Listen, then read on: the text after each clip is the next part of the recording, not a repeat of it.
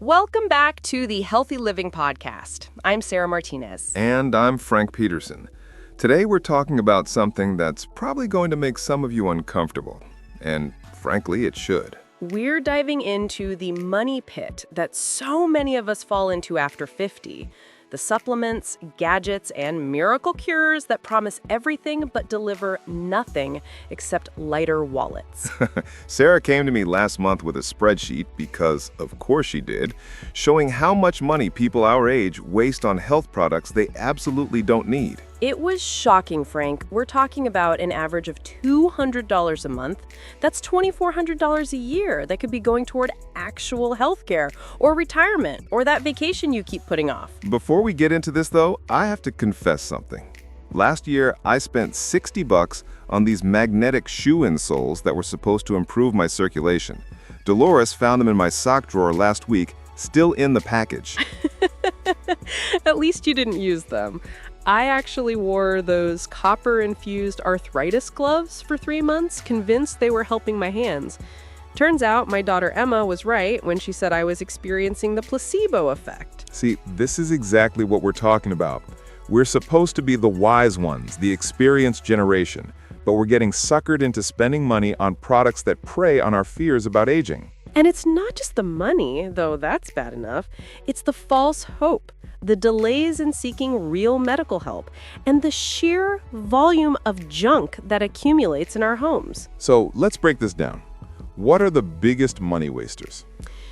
Number one, and this is a big one, unregulated supplements.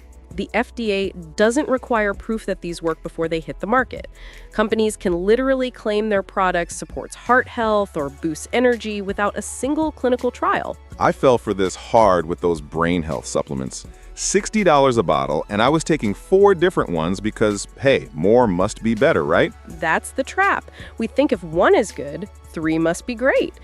But here's what your doctor won't tell you. Most of these supplements either pass right through your system or, worse, can interfere with medications you actually need. And the marketing is brilliant. They target every insecurity we have about getting older. Memory problems? They've got a pill. Joint pain? Special formula. Low energy? Miracle extract from some exotic plant. The second major waste is anti-aging skincare that costs more than your grocery bill. I'm talking about those creams that promise to reverse decades of sun damage or eliminate wrinkles overnight. Sarah, didn't you tell me you spent over $100 on some snail mucus cream? It was snail secretion filtrate, and yes, I did. The before and after photos were so convincing, but after 6 weeks, the only difference was in my bank account. The truth is, genetics play a huge role in how we age. No cream is going to make you look 30 again, and anyone promising that is lying to you. Exactly.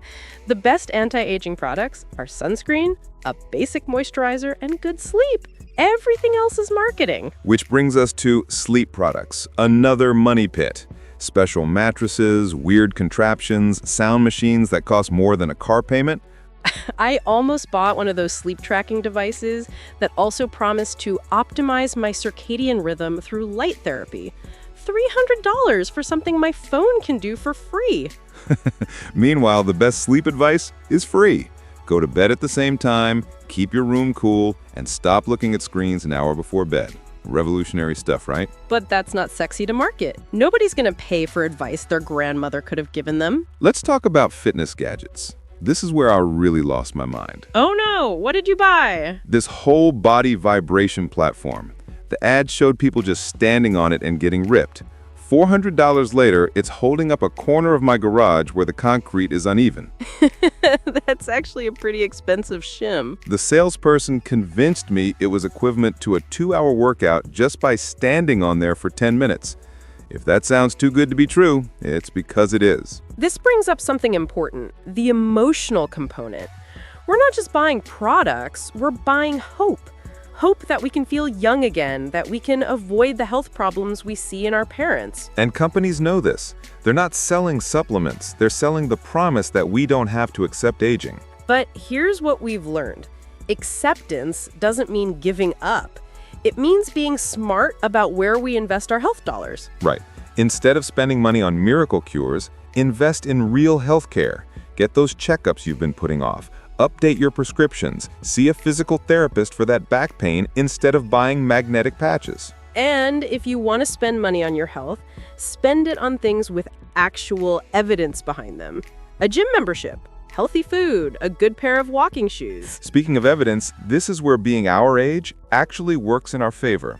We've lived long enough to recognize patterns, to spot BS when we see it. Except when we don't. Remember, we both fell for this stuff. True. So, what are the red flags people should look for? Testimonials instead of clinical studies. Words like breakthrough, miracle, or doctors hate this.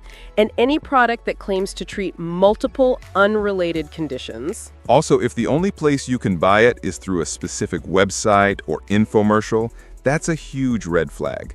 Legitimate products are available through multiple retailers. Here's another one. If they're pressuring you to buy immediately with limited time offers or act now language, walk away.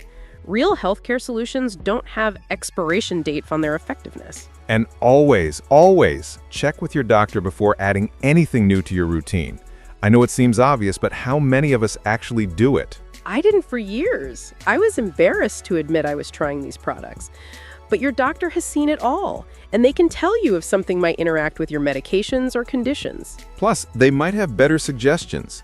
When I finally told my doctor about the joint pain I was trying to treat with supplements, she recommended a simple exercise routine that actually worked. This connects to something bigger, the fear of being seen as old or vulnerable.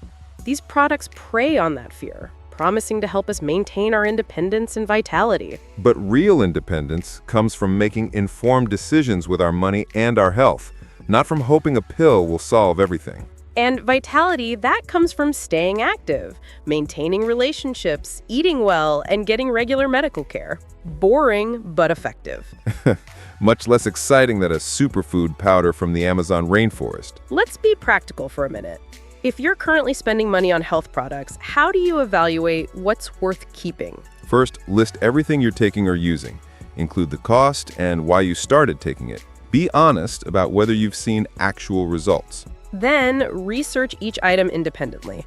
Not on the company's website, but through actual medical sources. The Mayo Clinic, WebMD, or ask your pharmacist. And here's the hard part. Be willing to admit when something isn't working. Just because you spent money on it doesn't mean you have to keep wasting money on it. The sunk cost fallacy is real. I kept taking those arthritis supplements for months after I realized they weren't helping because I had already spent so much money. We also need to talk about the social pressure. When your friend swears by some expensive supplement, it's hard to be the skeptic. Absolutely. But remember, anecdotal evidence isn't evidence. Your friend might be experiencing a placebo effect, or their improvement might be due to something else entirely. And sometimes people exaggerate their results because they don't want to admit they wasted money either. Here's what we wish someone had told us. The most effective health investments are often the least expensive. Walking costs nothing. Drinking more water costs almost nothing.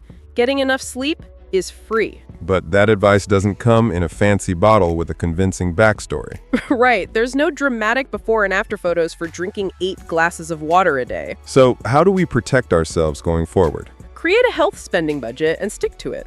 If something costs more than $50, sleep on it for a week before buying. And find an accountability partner, someone who loves you enough to call you out when you're about to buy snake oil. Absolutely. Also, redirect that money toward proven health investments. Instead of spending $200 a month on supplements, put it toward a nutrition consultation or physical therapy sessions. Or save it for the healthcare costs that are definitely coming. Trust me, you'll need that money for real medical expenses. Let's also acknowledge that this advice applies to our younger listeners too.